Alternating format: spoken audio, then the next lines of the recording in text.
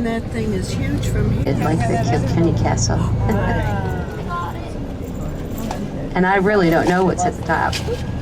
Oh, I guess we are going.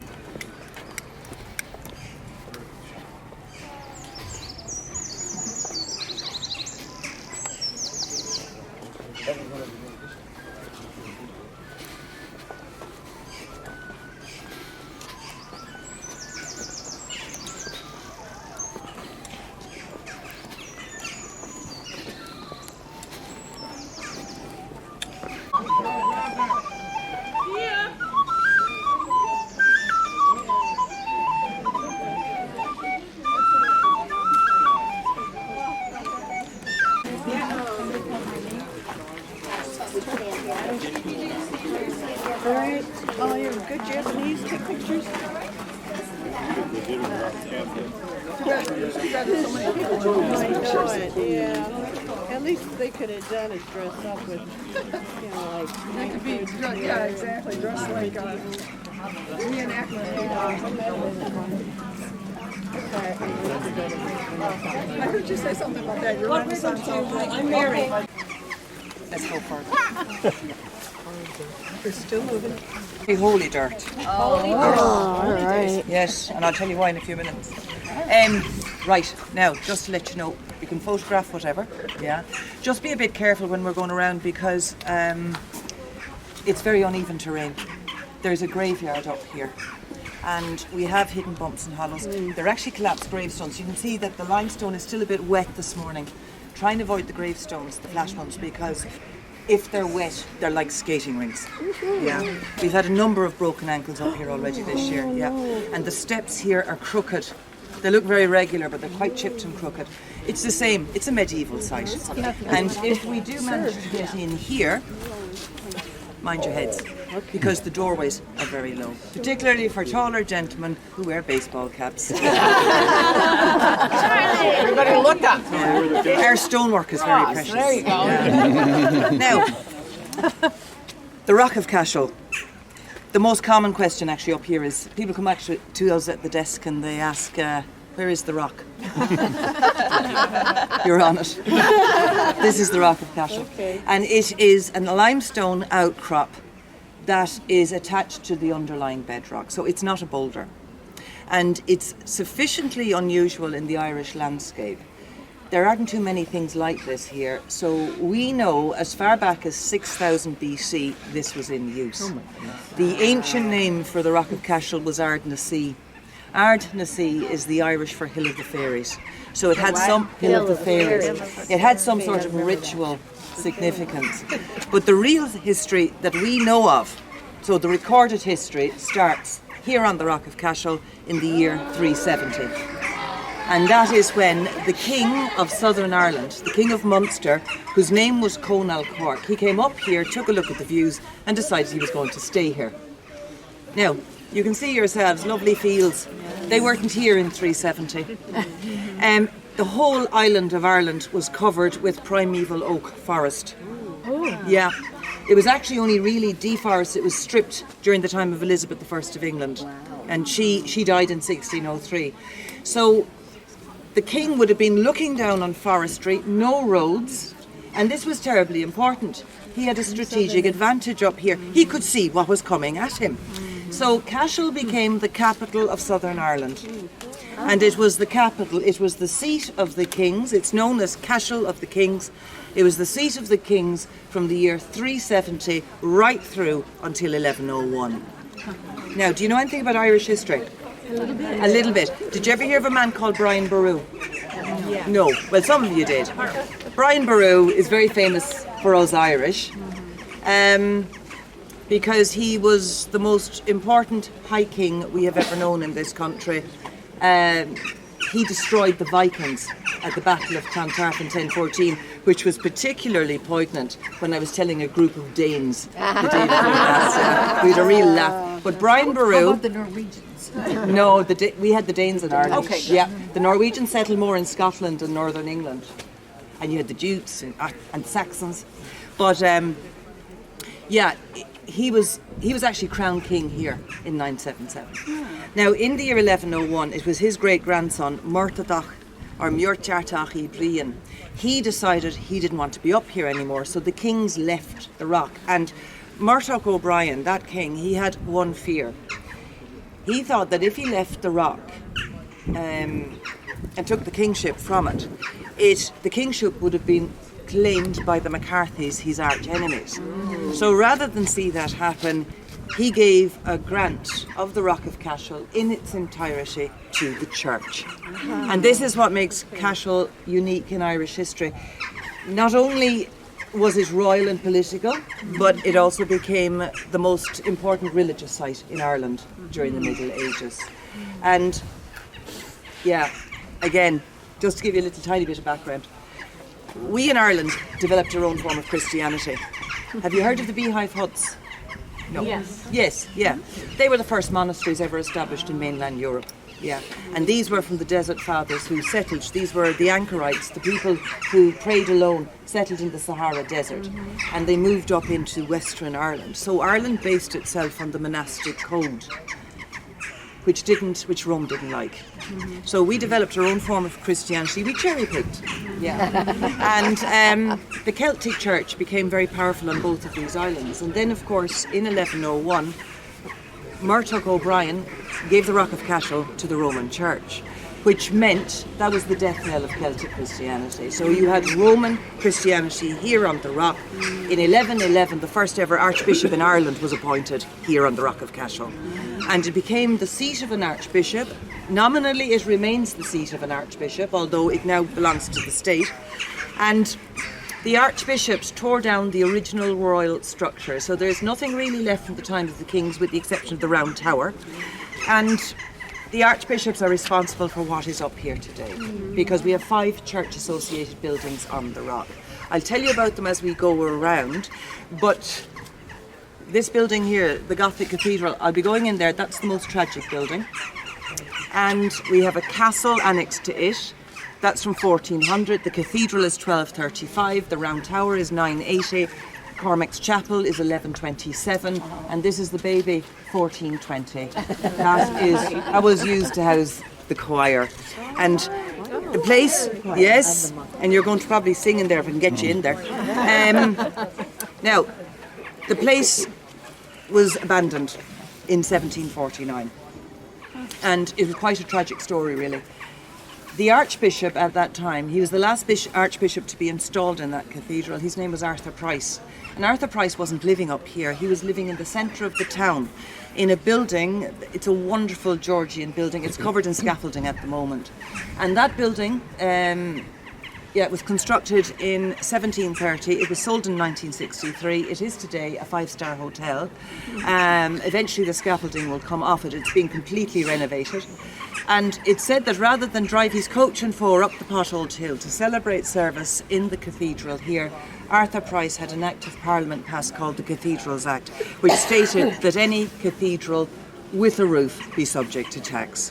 So he came back down to Cashel, had cathedral status conferred on a church near his residence, and while he was at it for good measure, he tore the roof of one of the finest Gothic cathedrals in Ireland. Yeah, he took the roof down, used it to make furniture and landfill, sold the lead. Yeah, and at one stroke he destroyed the place. But the news isn't all bad, because he's actually indirectly responsible for Guinness beer. Have you been to the Guinness brewery? Yes. Did they tell you where the first pint of Guinness was brewed? No, they didn't, and if they did, they tell lies. The first pint of Guinness was brewed in the cellar of what is today the Cashel Palace Hotel.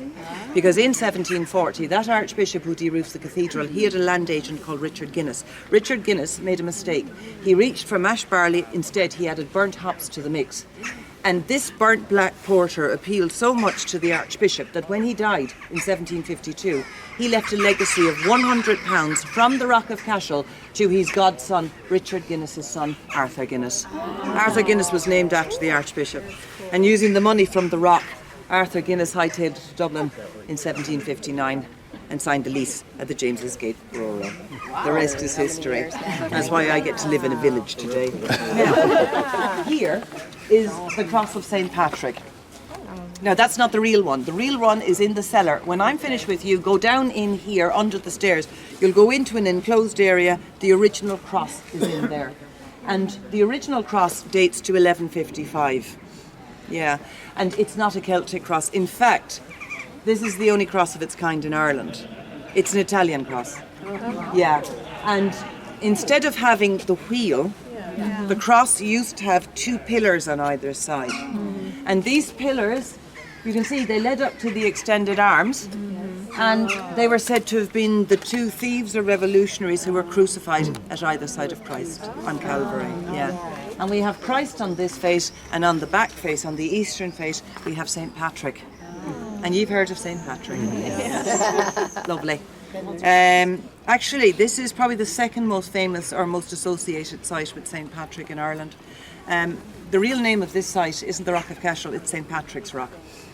We have St. Patrick's Cross, St. Patrick's Cathedral, St. Patrick's Well. They're all up here because St. Patrick came here in 450. Now, he came to Ireland in 432. Did you all hear he brought Christianity to Ireland? Yes. He didn't. No. No. He wasn't even the first bishop in Ireland. He was preceded at least by Palladius, if not by Ailbe and Declan. That doesn't matter, but there were already Christians in southern Ireland. And they'd been here since the 2nd century because of trades with Roman Britain. The thing about it was, they were only in southern Ireland. They were only on the coast. So Patrick moved inland. And on his way north, he actually Christianised the northern half of Ireland. He stopped here at Cashel. And it's said that he stayed here for 2 years in the general area, and his visit culminated in the baptism of the pagan king. And during the baptismal ceremony, Patrick leaned for support against his bishop's pastoral staff or crozier, and by doing so, he inadvertently drove the sharpened point of the crozier through the foot of the king. The king was unsuspecting. He didn't know what was going on. And because he didn't know any better, he made no comment. He didn't even cry or scream. Yeah. So, brave men in Ireland back in the 5th century. Now, under the cross is the stone, said to have been the coronation stone of the kings. Of course, the original is in the cellar. And what's very interesting about that stone is when you go in and look at the original, look under it and you'll see a mirror. And that mirror reflects a shallow hollow carved up into the base. And it's thought that before the cross was rammed onto the stone in 1155, that stone was turned the other way up, which makes sense. So the hollow faced upwards. I don't know if it was the crowning stone, but it certainly could have been used as an altar or as a baptismal font. And tradition says that if you can wrap your arms around the base of the cross, meeting your fingers like this on the other side, excuse me, if you manage to do that successfully, not only have you extraordinarily long arms, but you'll never again have a toothache. If you can hop on one foot 3 times around the base of the cross, there are people who actually manage it without stumbling or faltering. If you do that successfully, you'll be married within the year. Don't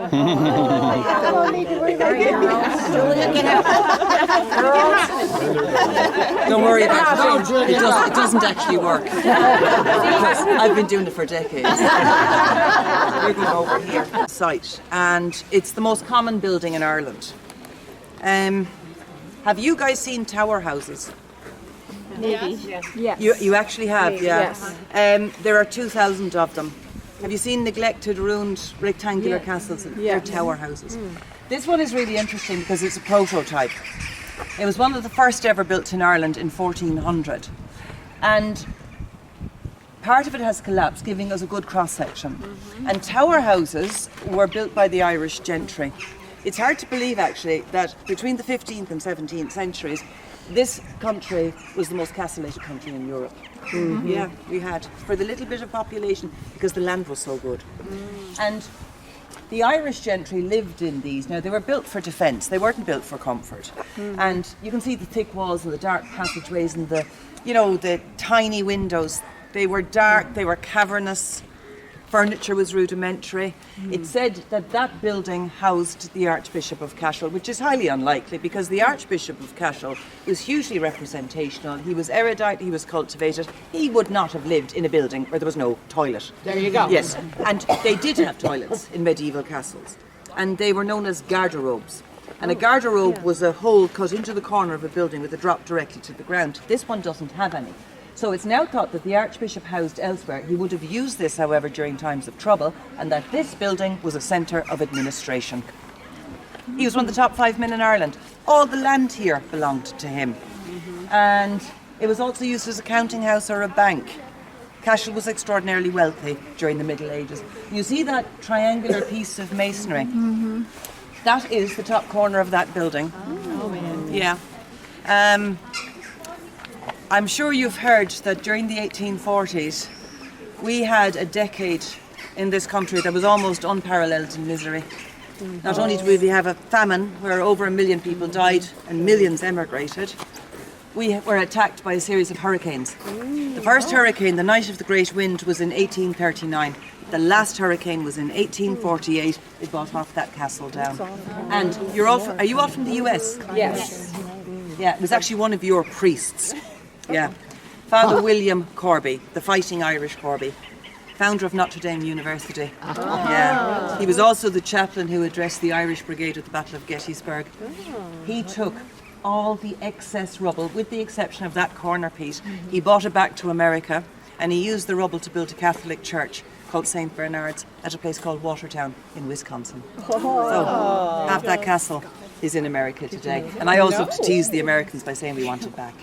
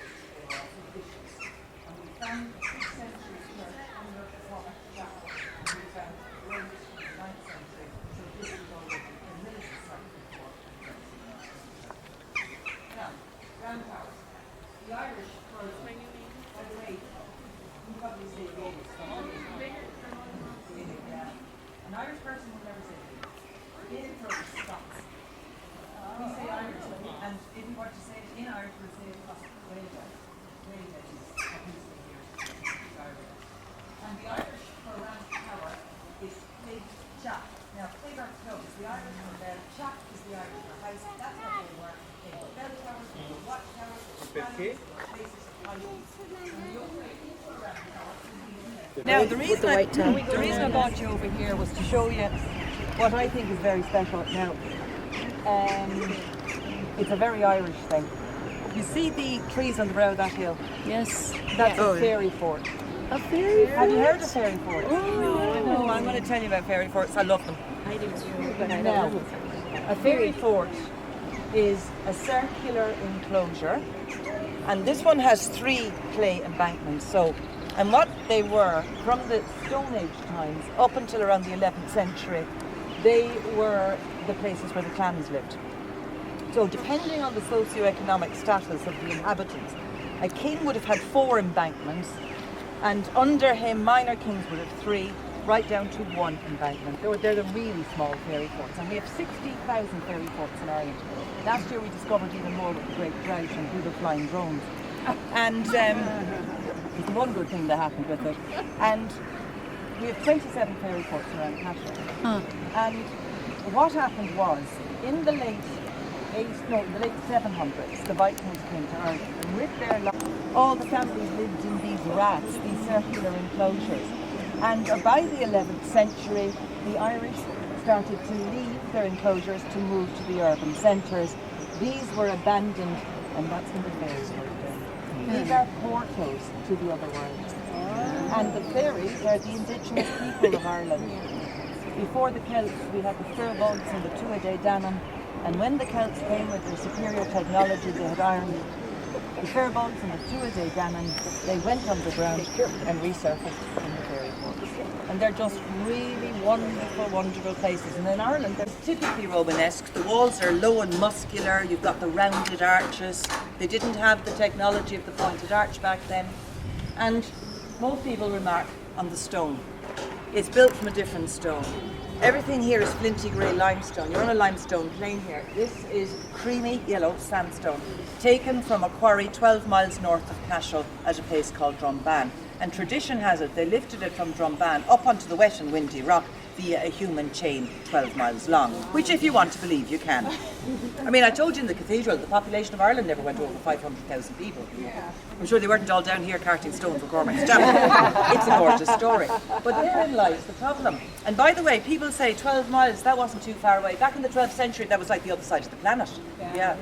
They had no real roads that we know of today. And sandstone has proved to be the downfall of this chapel because it's too soft for our climate. And over the centuries, rainwater has penetrated the skin of the roof, and the water has gone right down through the corpus of the building, causing the chapel to become waterlogged. So in 2008, the state erected a scaffolding that spanned the building, went to the wall, cut right through the heart of the Gothic cathedral, where we were standing looking up at the light, the leper's squint. Yeah, we didn't see that for almost 10 years. And during that time, they took the roof off, rebuilt it, mortared it up as best they could, and while they were at it, they dried the chapel out. They drained it of over 100,000 litres of water. No idea what it was like. You'd go in there, you couldn't breathe, the mould was so bad, it was black internally, water streaming down the walls, crystallised salts on the face of 12th century frescoes. Yeah, it was dreadful. Today, they need to keep it in a state of stasis, so they need to keep enough water in, but not too much. And this is why it's closed to the general public. We only open it for 15 minutes every hour, maximum 60 to 100 people, depending on the external weather. They're allowed in because if too many people go in there, the moisture levels go back up. That reactivates latent mould, and we can start from scratch again. Yeah, and this building is land in Ireland. Yeah, you can imagine they were wealthy. Yeah, and when you go inside, take a look over the fireplace, and you'll see a large oval wooden plaque. That plaque is a copy of a corporate seal. Yeah, there's the 8 choristers and the one marked by the corporate mason seal. And with the who original helped make corporate the seal, place, they go yeah. into town, lay down the seal, and everybody knew that the Archbishop was paying the bills. So it was like a medieval credit card. Except Cashel will go down as being the first place in European history where we had credit card fraud, because the choir copied the seal. Yeah, they gave it out to their friends and families, and sure they all went shopping. And of course, eventually, in 1660, the Archbishop realised what was going on. He threw them out of their building.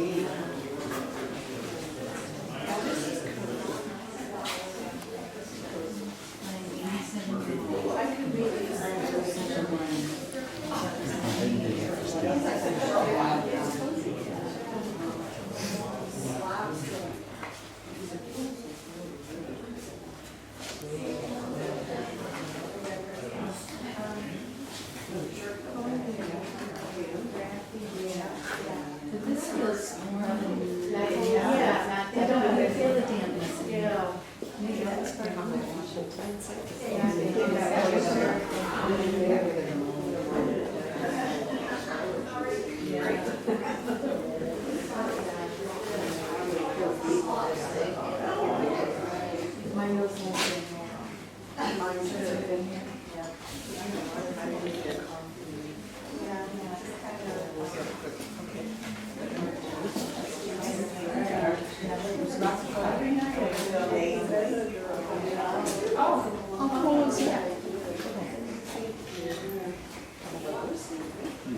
heat from a little fireplace. Boy, I guess. Get the room crowded though, it'll be good.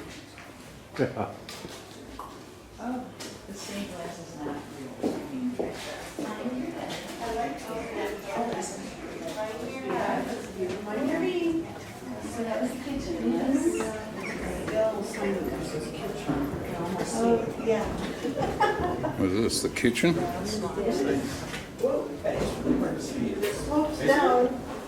Such a big sign. I know it, yeah. I don't know what they considered, so that was when you got through with your meal. And you threw your plate off.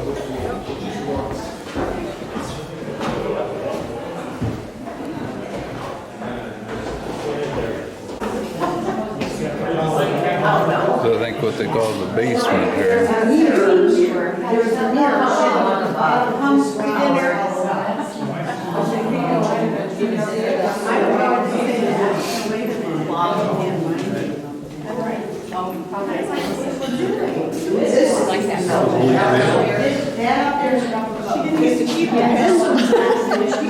Maybe it's a fake. It's not the whole crop. Right. It's been weathered. Right. So yeah. Yeah, right. So they made two of them. Oh, so wait, there's a picture.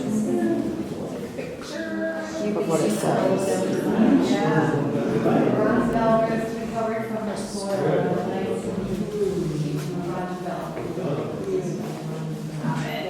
I can't get the.